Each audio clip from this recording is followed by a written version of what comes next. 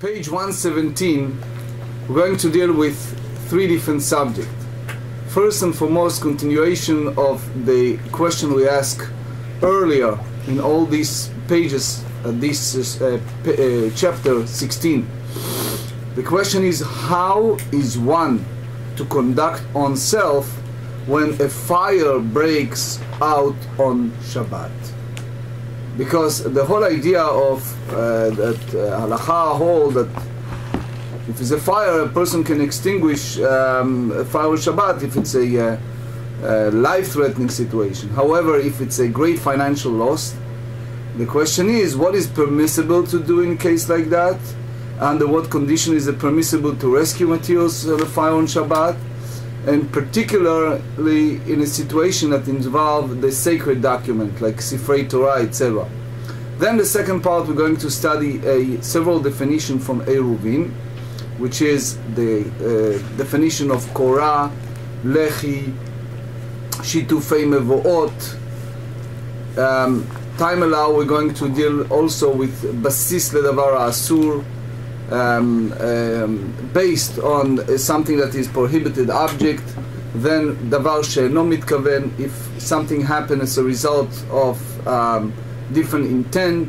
And the last part, time allowed, we go to the three seudot, 3 meals on Shabbat, different opinion of how many meals, what happened if someone miss a meal, and then missing a retzeh on Shabbat, such as if the meal was eaten in the very late on Saturday night. The last part of our discussion yesterday dealt with the issue of rescuing Sefer Torah. Rescuing Sefer Torah, everyone agrees that we have to do our very best to rescue the Sefer Torah. But what happened if the case that the Sefer Torah was in, there is a money there? There is a discussion here how we deal with this situation. There is a concept, it's called Basis Ledavar Asur, base for a prohibited object. The sages permitted moving a certain situation when it's like we gave an example in the Passover, a lamb. So there is in one hand, there is the idea that it's a mitzvah of giving a Korban Pesach, a Passover Paschal lamb. On the other hand, how about preparation while moving the flesh of that Paschal lamb? So Rabbi said that because deference to God supersedes the prohibition against moving it, so the flesh of the sacrifice it's still considering a prohibited object, but the hide, which is base, is not. So that's part of what we try to juxtapose two subjects, which is moving the Sefer Torah while they're having money in the bag, and moving some flesh on a Passover lamb, and we try to show that the principle, the same principle, that's part of our discussion. We are on 117, the top of the page. So since we try to compare them, the GEMARA asks, Mi dame, how you try to compare the two objects, which is carrying Sefer Torah while there is money involved, or removing the flesh from a Paschal lamb on Shabbat. Hatam na'asa basis ledavar mutar, hacha na'asa basis ledavar asur. There, when you're talking about the Torah scroll, so the casing is base of a permitted object, which means you have the scroll itself, and you have the others, like the case, the money. So since you need to move the scroll, so whatever involved with this, by force of circumstance. But here, when you talk about the hide, which is a part of the Passover lamb, the skin is what is based on a prohibited object, which is you take the flesh of the Korban Pesach, so you're not supposed to move it until nightfall because you cannot eat it before the nightfall. So how you compare the two? אלא הכי כאמרי לי, אם מצילים תיק של ספר עם הספר, ואף על פי שיש בתוכו מתון, לא נתת לו גור, גב בשר. So think together. If you allow to rescue a case with the Torah scroll, even the case carried money in order to save the Torah scroll. So how much so if it's you have the hide of the animal, of the Passover animal, together with the flesh? What's the problem to do it? So the Gemara said, midami, you cannot compare them. Why? Hatam na'asa basis ledavar asur ledavar mutar, kulo na'asa basis ledavar asur. They said, in regard to the Torah scroll, so the casing becomes a base for a prohibited object and a permitted object, which is, one is prohibited, one is permitted. It's the scroll permitted. So, but here with the hide, it's entirely based on a prohibited object. So how you compare it? Ela hachei ka'amrila. So that's the way you should understand. Said to him, אם מביאים תיק שיש בתוכו מאוד מעלמא להציל בו ספר תורה, למטלטל לו גברה בשר. Trace a scenario. You need to save the Sefer Torah. Now, in order to rescue the Sefer Torah, you carry a case, and the case has money, but you now rush, fast. So he said, well, since you need to save the Sefer Torah, you do it. So now we try to learn and juxtapose from that situation to our situation, and saying, oh, if that's the case, you have the mitzvah of bringing the Paschal lamb, the Passover offering. So if it's a current Shabbat, think together. You are allowed to do what? To carry bag with money in order to serve the Sefer Torah. You're not going to to allow to remove the flesh of the Paschal lamb. So we learned so far in the path of Rashi. I must say that Tosfot disagree, but we learn it in a very basic way. The Rashi tells us. So now the Gemara asks, the Higufa Menalad, and from where do we derive this halacha itself? Which means the Mishnah didn't say it. So since the Mishnah didn't say it, so from where you learn that it's okay to bring a casing contain money from outside in order to save the Torah scroll? The Mishnah didn't say it. So let's think together. If you say that from the fact that the situation, the casing has money in it does not throw it away, but bring it with the casing. Again, he has this bag, this case, and they have money. So what's the choice? Either to throw away the money and carry the case, or to take it together. So when the casing is outside and the money is in it, one may also bring the money along with this. So this Gemara said, how in the world you compare these two? These are two different things. To elaborate on that, I just want to give you the abbreviation of what the Mefarshim said, the Acharonim, the rabbis, how they explain. They want to tell us that there are two different subjects here.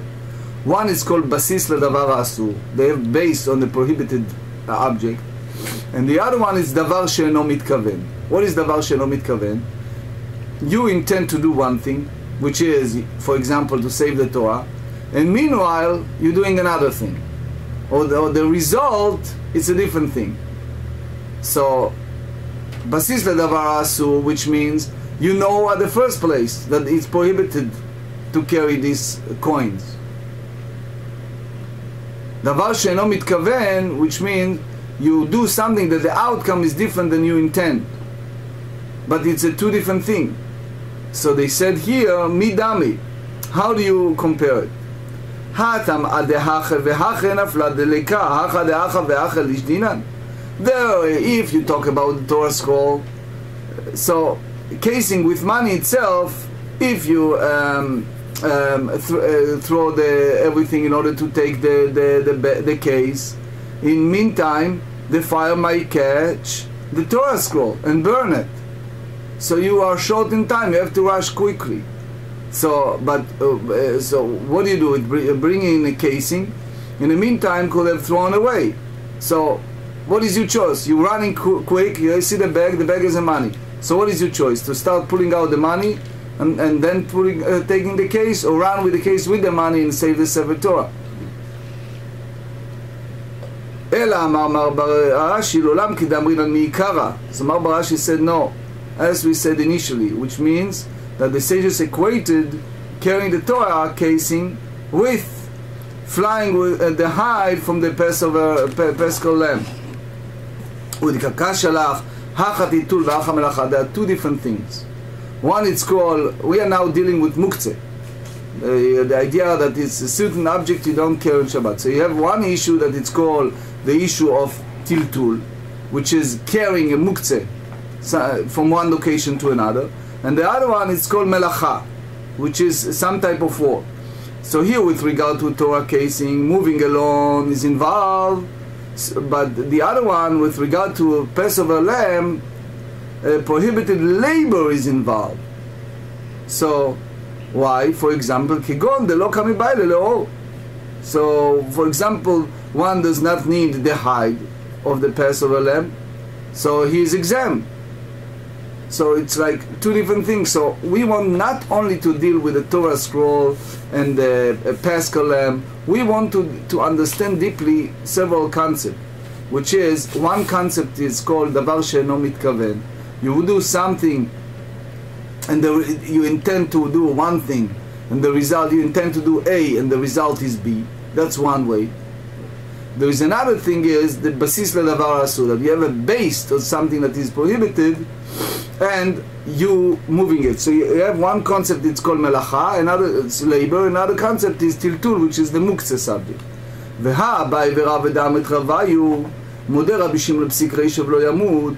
So both Abai and Rava both agree that Rabbi Shimon concede that psik reisha, remember we said that if you cut off the head and will not die, which means that the action which inevitable have consequences.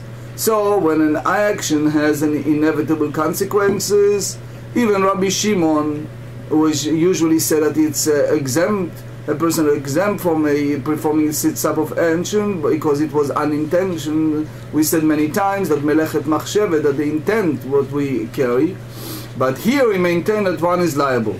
So how? The shakilei bibarzei, when one flays it strip by strip, which means it's not benefit from the hide, so it does not contain a prohibited labor of striping the hide.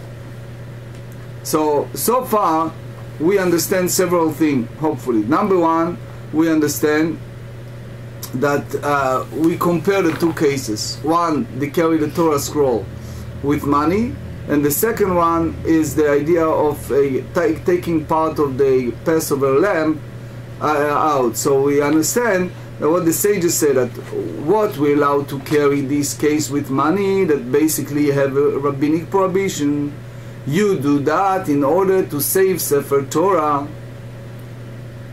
And we compare it to another thing, that if you take part of the lamb, remove the skin from the lamb, which is basically prohibited by the sages, but you do it in honor of the offering, of the korban. That's the key point. So we have one subject which is tiltul muktzeh, which is the case with the money, and the other one is hafshatak shelo kedarka, to remove the skin not in a regular way. So we learn that, for example, in the first case you can carry the case with the money, and that supersedes the whole idea of tiltul muktzeh, of carrying muktzeh. So since we talk about tiltul muktzeh, agav heter, so now we go to the next subject.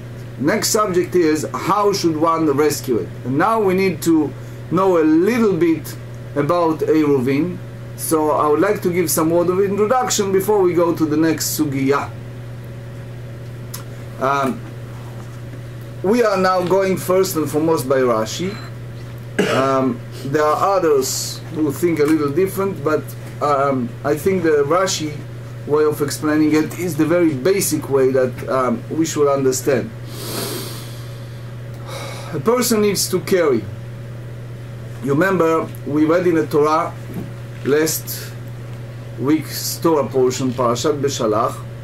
We learn about the prohibition of carrying from one location to another. The Torah said, Al yitzei ish mimkomo bayom hashvi'i. A person should not move when they carry the manna They need to collect the manna.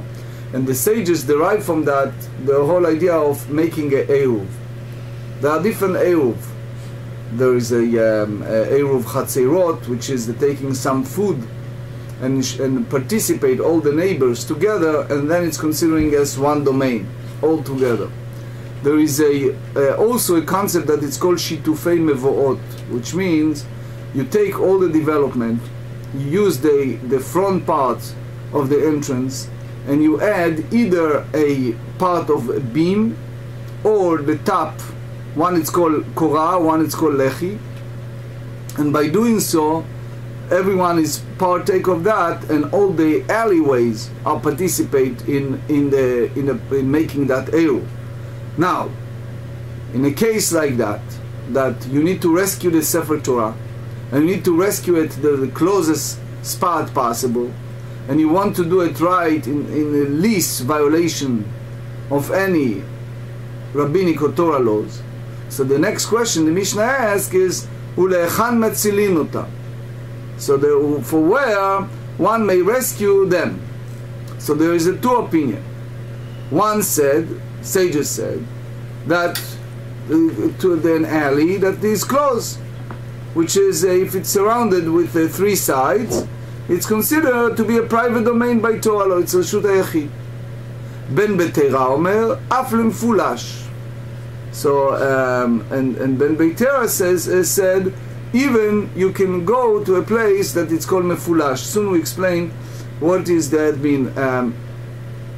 Again, another word of introduction. At the Talmudic times, they used to build their homes around the yard, which means the entrance of those homes used to be open in several different courtyards, one next to the others, to a small alleyway, and toward those alleyways people used to go to the main road. So it was always built in a look like chet. You know the Hebrew chet? The Hebrew chet that they have 1, 2, 3, and we have one entrance that it's open. So if you go by the Torah law, those alleyways, it's considering a private domain. But why? Because they have 3 walls around those alleyways. But that's according to most of the Rishonim, not according to the Rambam. But anyway, so according to most of the Rishonim, a person allowed to carry from those homes to those yards, and from those yards to that alleyway. Now the sages came in and they put, which we call boundaries, a siag to those. So they want to avoid a person carrying from private domain to public domain. So they forbade carrying from one private domain to another private domain that they belong to 2 different owners, which means if you have an ownership of Reuven and ownership of Shimon, each of them has a different private domain, the sages forbade to carry from one domain to another. So therefore, how you solve this issue? You make eruv, which is, since Mr. Shimon owns a property B, and Mr. Reuven on the property A, and each property is a private domain, so since people need to cross by in order to get to the main public domain, so how you solve this issue of caring? So the rabbis make it in a way, one of the two. One, they put some type of a beam and posts at the entrance, and people participated in that, and that way it's like turn, instead of have 2 single entities of private domain, to be one big private domain that belongs to everyone.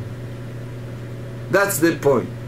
So the first, what the rabbi said, that they should collect some food from everyone, so it's like sharing of property from everyone, and therefore all those food that collected, they put it in the yard, and then they make the claim that everyone who's partake of that, it's part of the Eruvei Chatzerot, that it's part of all this collected food that belongs to everyone. So another thing they do, it's they're making a little change at the entrance of that mavoi, which is putting the beam and the posts at the entrance. So in order to avoid people being confused on different entrance, and make it heiker mavoi, make it in a way that people know that this is not a public domain, this is a private domain. And there are 3 different ways to do it, but we just go in a very basic way. So that's what the Mishnah said, that we should, when they rescue them, you should rescue that to the alley that it's open, and in that way is a machloket between Tanakama and Beitera. So the sages said, Tanakama said that it's a mavoi shemefulash. So now the Gemara asks, Hey chedamei mefulash ve'chedamei she'eno mefulash. Where are the circumstance of an alley that it's open, and what are the circumstance of the alley that is not open? So, since we have the 3 part that it's covered with a wall, you have the east part, which is the entrance part. Now we have to have together, which is called hechsher mavoi, to prepare it. So you see that situation in many development in our times, which is, you see the side post of the entrance, and there are 2 like lines, like beams that serve as a partition, and you see the cross being over the entrance or to the alleyways. So that's basically called a preparation of hechsher mavoi, to prepare it for the make it an alleyway. Amar Rav Chizda, 3 מחיצות ושני לחיים, זהו מבוי שאינו מפולש. 3 מחיצות ולחי אחד, זה מבוי מפולש. Rav Chizda said, an alley that has 3 walls and 2 posts, 1, 2, 3 walls, which is chet, and then in the entrance of the chet you have these 2 posts, that's considering an alley that it's not open. One, there is a 3 walls and 1 open post, is an alley that it's open. So now you see the machloket, where should a person carry it? Ali v'travayu ali badi Rabbi Eliezer, and both hold the same as Rabbi Eliezer, that said, disagree with the Mishnah, and he said the tan hechsher mavoi. So he said, how do you prepare an alley to permit carrying it on Shabbat? Beit Shammai אומרים לחי וקורה, ובית הלל אומרים או לחי או קורה. Rabbi Eliezer אומר שני לחיים. Okay, now since we have this chet, we need to pick and choose how to do this hechsher mavoi, how to make this area that it's very clear to everyone, this is a private domain. So you have here one opinion, which is the Beit Shammai, who said that the alley must have a post on the side of the entrance and a beam over the entrance, and that's the way it's very clear. It's a hechsher mavoi. People know that that area is the area of the Eruv. That's the area that it's a private domain. Beit Hillel say you have to do it a little differently. You have to have either a post or a beam is sufficient. So Beit Hillel is more lenient. He said as long as you have a sign, that's enough. Rabbi Eliezer said in order to permit carry, 2 posts are required. So again, as you see the situation, either you have 1 at the top, 2 on both on both sides. 2 posts and a beam. 2 posts on a beam. So 1 hole that you have either 1 hole that you must have all, and 1 hole that you have to have the 2 posts. Amar le Rabba. So Rabba said to her, Shalosh bechitzot velechi echad mefulash karelei. Did you call an alley that have 3 walls and 1 post open? So even Rabbi Eliezer does not permit carrying there. It's still not considered open, but it's considered closed. ועוד לרבנן נציל לתוכו אוכלים ומשקים? You're going to tell me that according to the sages, we can rescue food and drink by carrying them there? Because the sages allow only carrying an alley that it's not open. Because according to all opinions, it's permitted to, in a closed alley, we should allow to save the food and water, but not the Torah scroll. So they said, אלא אמרה בה שתי מחיצות ושני לחיים, זהו מבוי שאינו מפולש, שתי מחיצות ולחי אחד, זהו מבוי מפולש. You have to come to conclusion that an alley that has two walls and two posts are both entrance to an alley that is not open, and if it has two walls and one post, is the alley that it's open. So Rashi here is not so happy with that definition. Rashi wrote the Klomar here, and in my book, Berei Klomar Berashi, I explain at length the meaning of Rashi here, saying the word Klomar in short, very short, because we are limited with time. The idea of מבוי שאינו מפולש, how we defined it, Rashi have an issue of not only in Hilchot Eruv, but in a general term of this type of מבוי שאינו מפולש. So therefore, Rashi wants to differentiate between that situation specifically with Heker Mavoi and others. But anyway, back to our subject. ותרוויו אליבא דרבי יהודה. The Tanya. יתר על כן אמר רבי יהודה. They both hold the opinion of רבי יהודה. That's what רבי יהודה said furthermore. מי שיש לו שני בתים בשני צידי רשות הרבים, עושה לחי מכאן ולחי מכאן, או קורה מכאן וקורה מכאן, ונושא ונותן באמצע. An owner that has two properties. We have members here that the two members that own streets, right? So trace the situation. Now the Talmud asks a question when they have an owner that owns two properties, one across the street from the other. So since he owns the two properties, one across the street from the other, what happened here?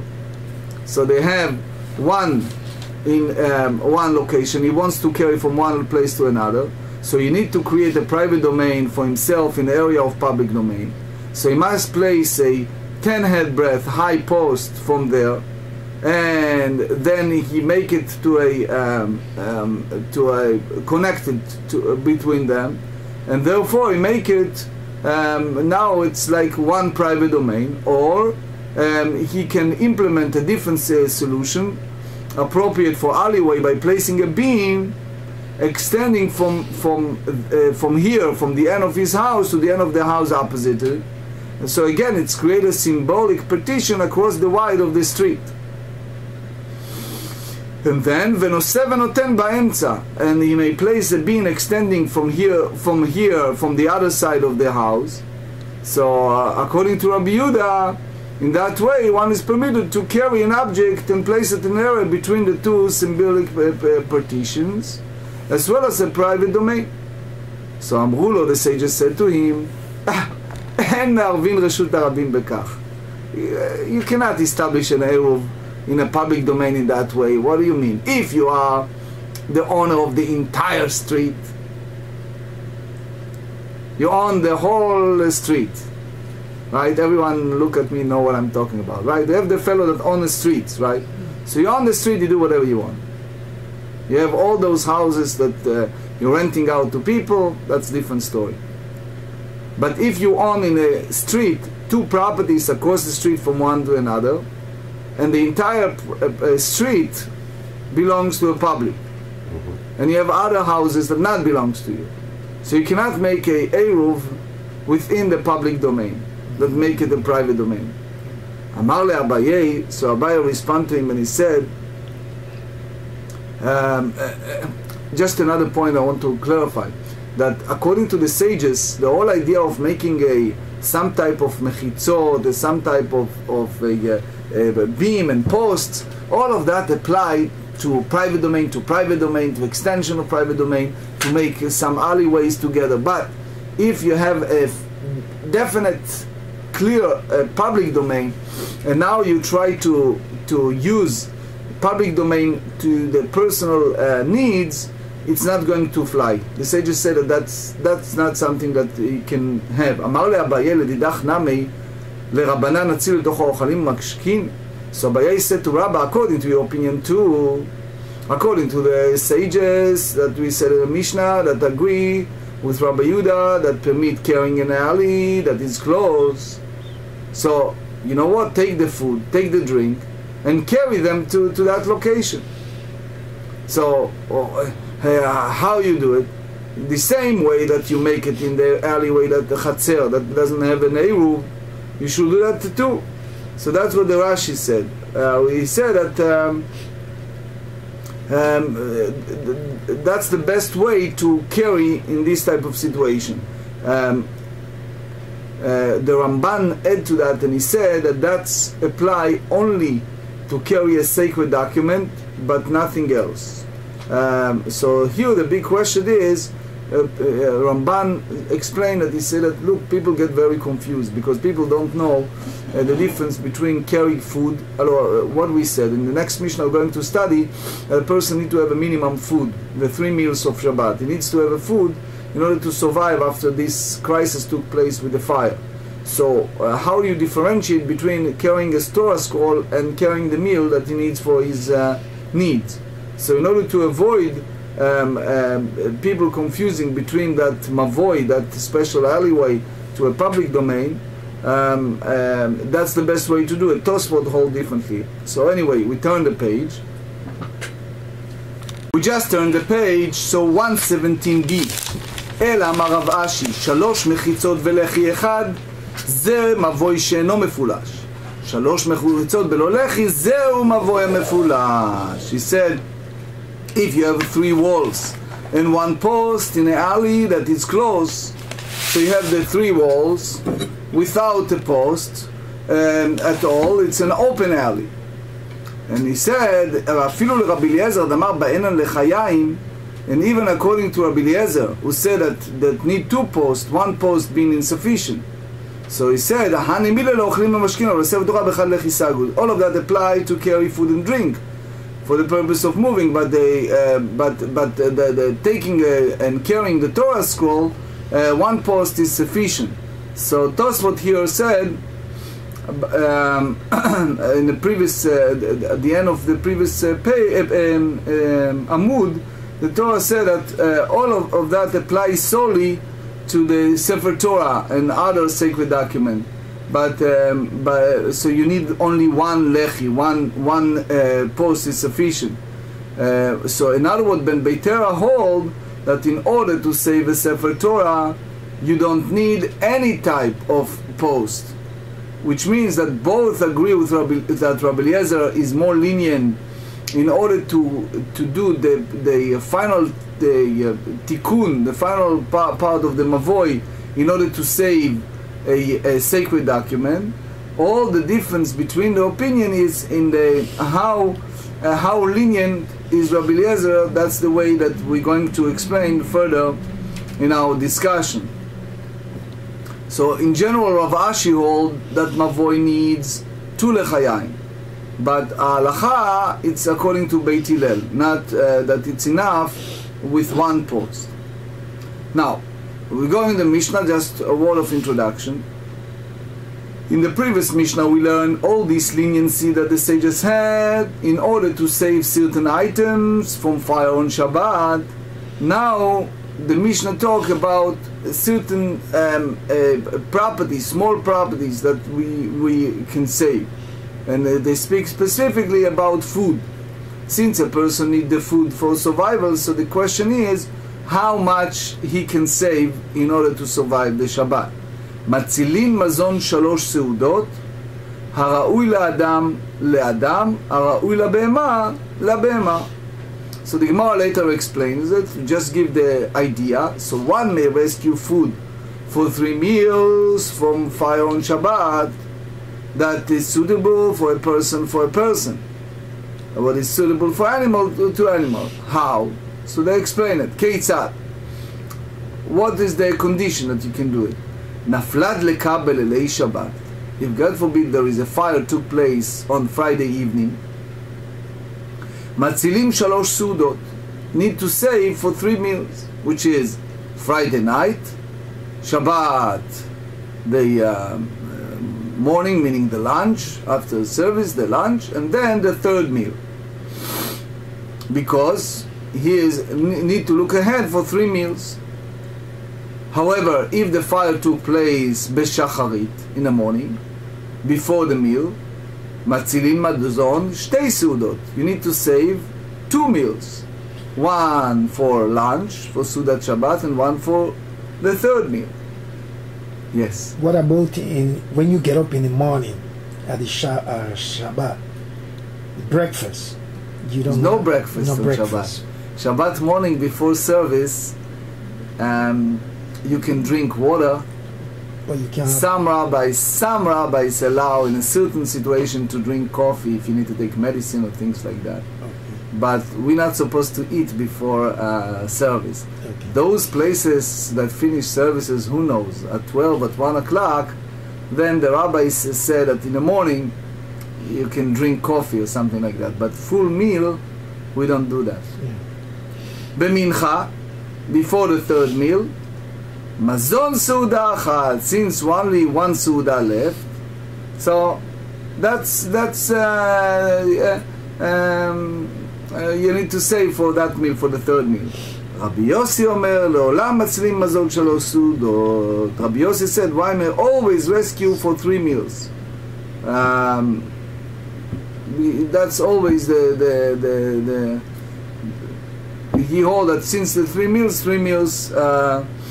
but again, he's talking about carrying to that place, to the yard, that it's all participate in the Eruv. So you ask, so why limitation? But the rabbis put a limitation in order to, later we explain it, the GEMARA explain. Anyway, Michde be'tera katarach natzil tfei. So the GEMARA asks, now since one is exerting himself to move a permitted object, so let us rescue more. Why only limited of 3? Amarava, מתוך שאדם בהול על ממונו, ישרית לאט אל כיבוי. That's so common. Since a person is agitated about his money, about his property, so if you say, okay, this one you can do it, so that's what we're going to do. He's going to extinguish, he's going to forget that it's Shabbat today, and he's going to extinguish the whole fire. So they limited the amount of food he can take, so therefore if he have at least the food that he needs, he will not be so much with extinguishing the fire. Here we're talking about making, because he is in such a state of mind, the Ritva said he will do it unwittingly. We're not talking about someone bemazed that does that, but somebody who's doing it in shogeg. We don't hold that people do it on purpose. It's only because he is like sometimes out of order, out of his mind. Amar le Abaye said to Rava, Ela ha detanya, nishbera lo chavit berosh gago, מביא כלי ומניח תחתיה, ובלבד שלא יביא כלי אחר ויקלוט, כלי אחר ויצרף, התמה גזרה איכה. So he said, if one have a barrel that broke at the top of roof on Shabbat, so what do? He can bring a vessel and place it under the barrel to salvage its contents, and it's allowed to provide that he's not bring another vessel in a place on the ground to catch the liquid that flows in the barrel. So similarly, so may one bring another vessel and attach it to the vessel next to the roof, so that the liquid from the barrel will pour into it. So they said, Hatam ma gzera ika, hachana me gzera shema, yavi kli derech reshut harabim. So there, what the decree was applied to the prohibited saving. in any way. So Rava said here too the decree issue due to the concern, so he bring an additional vessel to the public domain, which is he forget and it's forbidden. גופה נשברה לו חבית בראש גגו, מביא כלי ומניח תחתיה. Again, if it's a barrel was broken at the top of his building, so what did he do? He need to bring a vessel, place a vessel under it, and under the barrel, and salvage contain, ובלבד שלא יביא כלי אחר ויקלוט כלי אחר ויצרף. And this provided it does not bring another vessel and place it the ground to catch the liquid, another vessel, and attach the vessel next to the roof.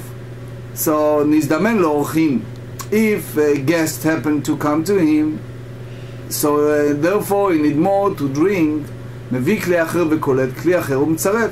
So bring another vessel and he collected the liquid, and another vessel and attach it. ולא יקלוט ואחר כך יזמין. So he not catch the liquid and invite guest, so ואחר כך יקלוט. So in other words, the person tried to circumvent the system. He first do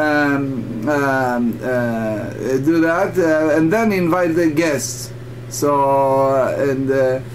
why? Because that's it's like try to trick the system, to artifice by inviting guests expressly for the purpose of rescuing his wine.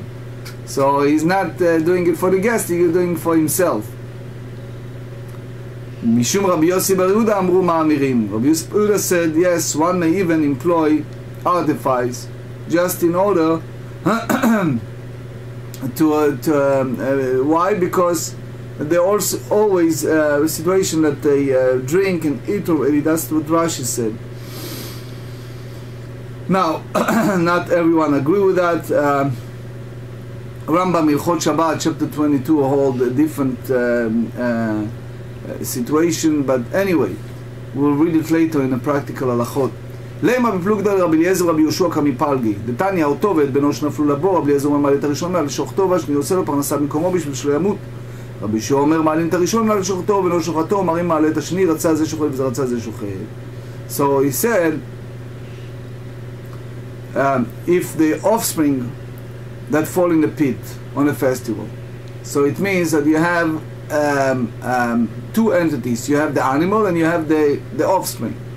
So if both fell in the pit in a festival, so Eliezer said one may raise the first in order to slaughter, and then slaughter it, and we got the second one while they provide the sustenance in its place in the pit, so it will not die.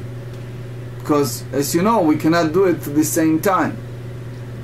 Rabbi Yeshua said one may raise the first in order to slaughter, and then reconsider and not slaughter it.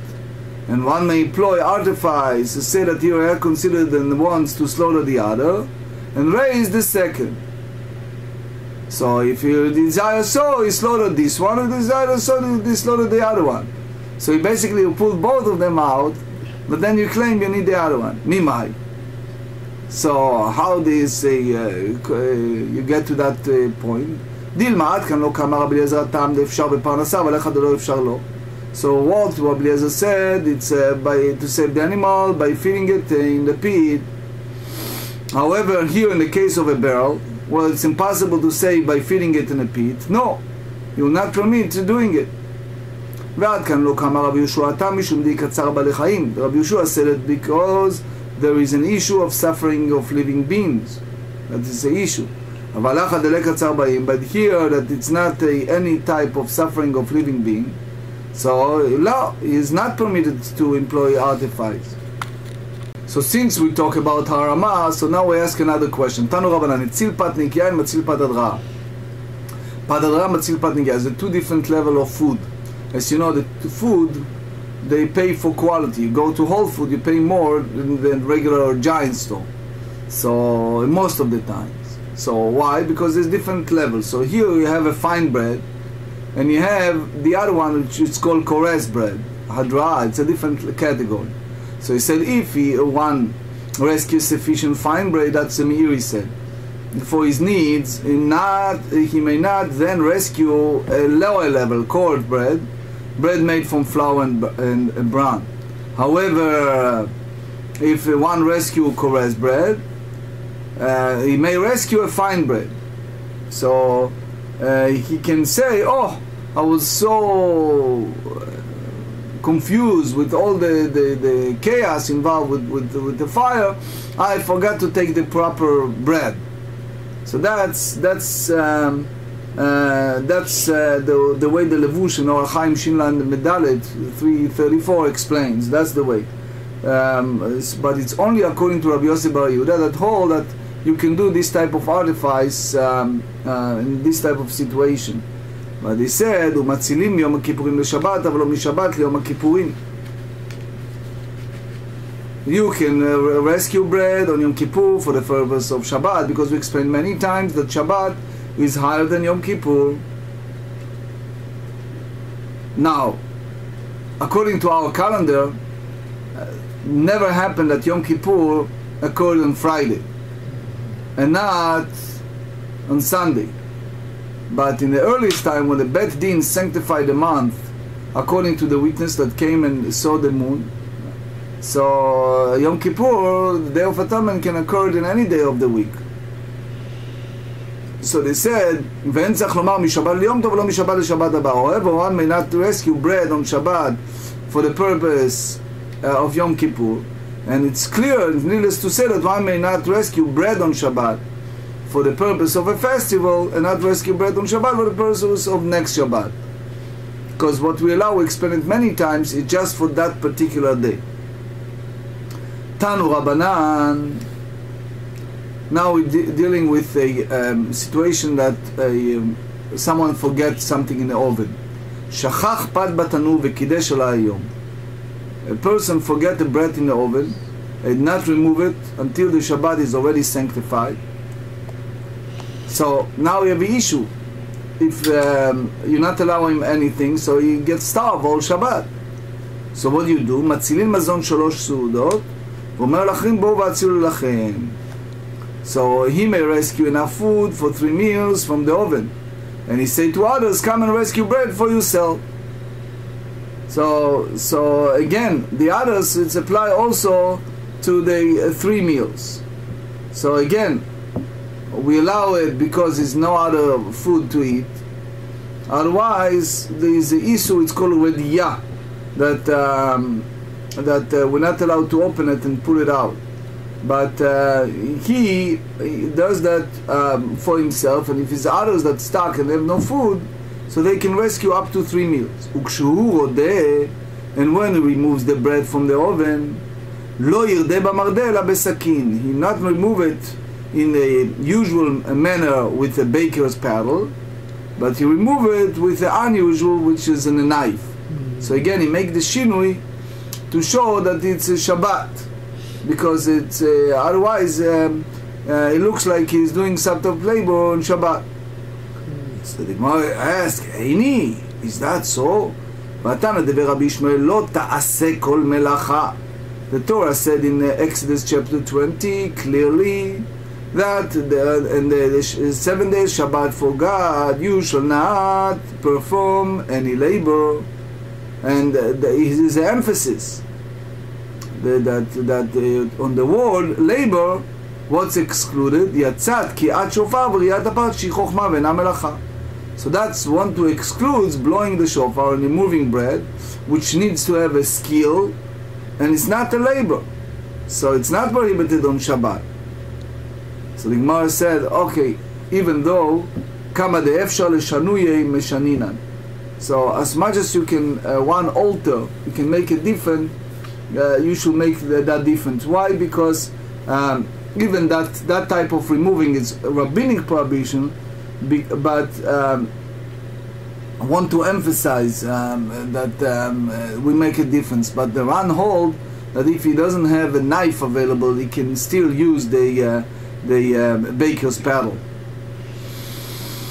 Amar Rav Chisda. Now we go a little bit to Midrashic in regards to the Shabbat meal. Amar Rav Chisda, Olam yashkim adam l'hotzaat Shabbat, שנאמר ויום השביעי והכינו אשר הביאו. We said it in the last week Torah portion that Moshe Rabbeinu told the children of Israel that on the 6th day they should prepare and they should have broth. So that's indication that children of Israel will preparing and do all the proper preparation of food for Shabbat. Immediately upon collecting the manna in the morning, they should do a preparation for Shabbat, which means that there is an obligation to have a setup, pre-plan, advanced plan on Friday for Shabbat, so they don't need to bother with anything on Shabbat. אמר רבי אבאו בשבת חייב אדם לבצוע שתי כיכרות, הכתיב לחם משנה. Rabbi Abahu said, as you notice, we have double bread on our table on Shabbat. He find a source in the Torah. The Torah said in Exodus 16 that, and it happens on the 6th day, they collected double the bread, 2 omer for each one. So since in the time that children of Israel were wandering in the desert, and they have manna from heaven, and they have 2 portions on Friday, so that's, he holds that on Shabbat the person is obligated to break bread in his meal over 2 loaves of bread. That's the source. אמר רב אשי, חזינא לרב כהנא דנא קטרתי ובצע חדה. I saw Rav Kahana that, what did he do? He took 2 loaves in his hand and broke one, not both at once. So he just used one. And why? Why he did it? Amar laktuktiv. He said they collected double the bread, which means that one collects and hold 2 loaves together, but he doesn't need to break both of them. So basically you can find here the source why we have this type of lechem Mishnah. There is a discussion among the Achronim if this idea of double portion on Shabbat is a biblical or rabbinic. So the Taz hold that is the Doraita in Taf Reish Ayin Chet, and the others, Sharat Zion and others, disagree and said that it is rabbinic. What about women? So the rabbi said that the Ramban, the Ran, and others said that they brought Rabbeinu Tam that said that since they are part of that miracle, so women also are obligated with the double portion. Now, the practical halacha in that sense, we're using one bread to eat, but Rabbi Zera babatza kula sheirutei. Rabbi Zera will break off a piece that will suffice for the entire meal. אמר לרבין לרב אשי והמיחזיק רב תנותא. So he said to him, Ravina said to him, doesn't that appear like a gluttony, like he's very hungry and it's inappropriate for Shabbat?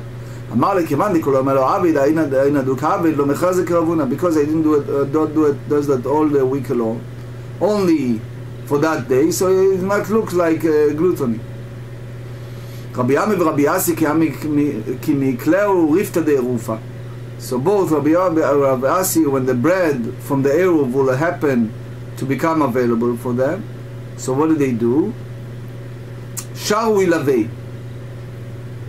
They will begin to recite the blessing over it. Amrei oil v'itavid b'echad ha-mitzvah levet mitzvah achrina. He said, since one mitzvah is performed it, so the additional mitzvah will perform with it together. So because it was a one mitzvah of eruv chatzerot, so they will make another mitzvah, which is the Shabbat meal. And by the way, that's the halacha in Shulchan Aruch Shin Tzadik Dalet 394, that's the way it should do it. Now, there's another question about the meals on Shabbat. So the Mishnah said, Keitza naflad leka, if it's a fire took place, so you need to save 3 meals. Tanu Rabbanan, the sage says, Kama sudot chayav adam lechol b'Shabbat. How many meals a person needs to eat on Shabbat? So the GEMARA said 3, which is 1 at night and 2 at the day. Rabbi Chidka omer 4. Rabbi Chidka hold that they have to have 4. So there is a machloket rishonim if we have to have a double lechem Mishnah in the 3rd meal. So the whole hold that lechatchila you should have a double portion of bread for the 3rd meal. If not, you should have at least 1 bread. If not, then you can have either some type of crackers or cakes or different fruits. But that's it's only b'diavad lechatchila. That's the way it should be in the first place. The Mishnah Berurah said it should, and that's also Shulchan Aruch Tzadik Aleph, that you should have a double portion for the Shalishudis, for the third meal. So where is the source? Amar Rabbi Yochanan U'Shnei Mikra Achad Darshu. So both Rabbi Tana Kama and Rabbi Chidka hold the same pasuk we just read last week's Torah portion. So they said in the book of Shmot, Exodus chapter 16, sentence 25, Vayomer Moshe, Moses said, Ichlu hayom, ki Shabbat hayom laHashem, hayom timtzeu basda. Moshe said, you shall eat hayom today, hayom 1, okay, you shall eat hayom 1, ki Shabbat hayom laHashem, because today is Shabbat, hayom second time. Hayom, today, you cannot find it in the field. So he said in one pasuk, 3 times the word hayom. So why is the Rabbi Chidka Savar Hanet Lata hayom? So he hold that the reason that the pasuk, the sentence in Torah repeats the word today, hayom 3 times, levar me'uta, that he said that that's excluded what? The meal in the evening. So the book Shabbat Shalmi explain what's the sort of a chidka, but basically the whole idea is he said that it's 4 meals because the sentence of hayom, meaning today, apply today, meaning Saturday, not Friday night, versus the Tanakama that said that 3 meals, 1 Friday night, 1 Shabbat morning. We always go by the night and the morning. So that's the idea of hayom. It's Friday night, Saturday lunch, and Saturday third meal. The sages said that the whole 3 mentions included the evening meal. So just as some point of halacha, what happened if someone miss the Friday night meal? He went to sleep on Friday and all of a sudden he woke up and it's already Saturday. So the Mishnah Brura basically hold that he needs to make the 3 meals during Shabbat. Then the next question is, what do we do with Ritzei? As Ritzei is a part of Shabbat. If Shabbat is over, you should continue to say Ritzei. So it's a discussion in Mishnah Brura, what do you do in a case like that? And now we're going to practical halacha. Hopefully we'll discuss also this matter. First halacha is Shulchan Aruch halacha in 363 in regards to Echsher Mavoy or Lechi Okara, in the preparing of an alley, either post or a beam. So it's permitted to carry inside the alleyway surrounded by 3 walls with the 4th side open, provided that one places a side post and its entrance or a cross beam above the entrance to the alleyway. That's the opinion of Beit Hillel. A post is defined by of any object or for any width that at least 10 large handbreadth high. That's Rabbi Akiva Iger also hold. Now, in regard to Sefer Torah, so we said on Shabbat one may rescue from a fire sacred writings that are written in, for example, Sefer Torah or anything that's written in ancient Hebrew, in a Syrian script by taking into an alley that is enclosed with 3 sides, with walls, has a side post. This will apply even if no merging of alleyways was established. That's the Rav Ashi. How about food? So they said one may rescue food for 3 meals, which means that one may rescue suffice food from a fire for a meal that one must eat on Shabbat. At night, prior to the first meal, one may rescue enough food for 3 meals. In the morning, one may rescue enough for 2 meals. In the afternoon, one may rescue only enough for 1 meal. So this applies to the people whose house is on a fire, God forbid. But those who live nearby may rescue whatever they want from their homes if they are concerned that the fire will spread to their houses. That's the Rosh and the Rambam and Shulchan Aruch 334. Now, נשברה לו חבית בראש גגון, הזדמן לו אורחים. So they said, what happened when a barrel breaks on one roof? So the Mishnah Brura said it's permitted to bring a vessel, even if it's very large, and place it beneath the broken vessel to catch the content pouring out, attaching it to the broken barrel, and it's prohibited. If guests arrive, it is permitted to catch the liquid even by attaching the vessel to the broken barrel. However, one may not employ artifice and invite guests for this purpose. So that's the unattributed Mishnah. We also talk about one when its offspring fall into a pit. So we said that the Mishnah said if a mother animal and its offspring fell into the same pit on the festival, man will raise one of them in order to slaughter, but then employ artifice to raise the second one, using the excuse for preferring the second animal, which means the feather. But then he may slaughter either animals. The halacha is according to the opinion of Rabbi Yoshua, the dispute Rabbi Eliezer. How about rescuing type of bread? One may rescue a coarse bread from the fire on Shabbat and may return to the house and rescue fine bread. However, if one rescued the fine bread, so he cannot go and rescue lower level of bread like coarse bread. What about rescuing it for the purpose of another day? One may rescue food from a fire on Yom Kippur that occurred in those days on Friday for the purpose of eating it on Shabbat. But on Shabbat it is prohibited to save food from a fire to eat it on Yom Kippur or festival on the following Shabbat. Or on Yom Kippur one may rescue sufficient food for a single meal to be eaten at night after Yom Kippur. That's the Talmud Yerushalmi and also Shulchan Aruch Orach Chaim 334. How about if one forget bread in the oven and Shabbat began? So they said it's permitted to remove enough bread for the 3 meals on Shabbat, provided that this bread is the only food that he has on Shabbat. One may invite others who have no other food to eat to come and remove bread from the oven according to the needs. However, one must remove the bread on the not typical way, for example with a knife. But if it's impossible, you can remove it to regular typical what they need.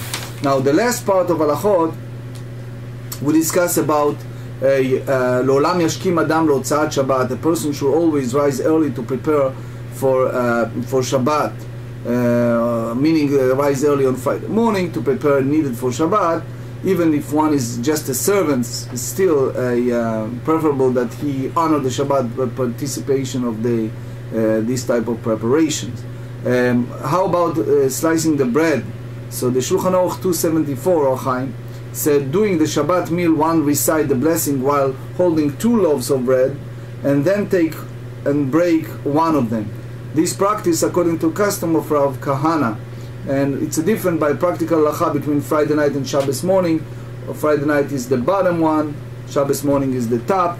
Batzah kula sheruta. At the Shabbat meal it's a mitzvah to break off a slice of bread sufficient for one entire meal. That's the Rabbi Zera.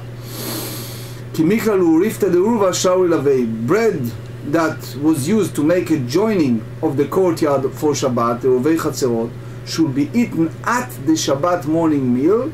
That's the Rabbi Ami v'Rabbi Asi. The last halacha, kama sudot chayav adam lechol b'Shabbat, we discuss how many meals is a person obligated to eat on Shabbat. One is obligated to eat 3 meals on Shabbat. One should make certain to eat the 3rd meal, even the doing so require an extra effort. That Shulchan Aruch Orach Chaim 291, that and the Mishna Brura Ed, and he said a person should have